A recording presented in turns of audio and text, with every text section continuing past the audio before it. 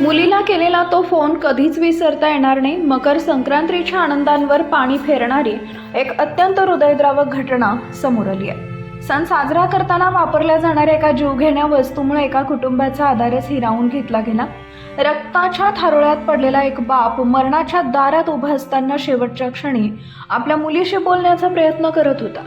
डोळ्यासमोर अंधार दाटत असतानाही, हात थरथरत असतानाही त्यानं मोबाईल उचलला फक्त मुलीचा आवाज ऐकण्यासाठी.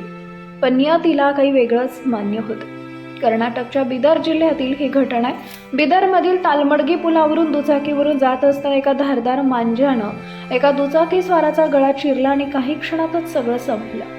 संजू कुमार होसमाणी, वय वर्ष 38, असं 48 वर्षीय व्यक्तीचं नाव आहे.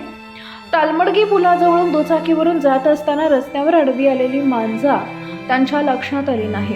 तिथे एक त्यांच्या गळ्यात अडकली. मांजा इतकी ताणली आणि धारदार होती की गळ्यावर खोल जखम झाली. दुचाकीवरून खाली पडल्यानंतर प्रचंड रक्तस्राव सुरू झाला.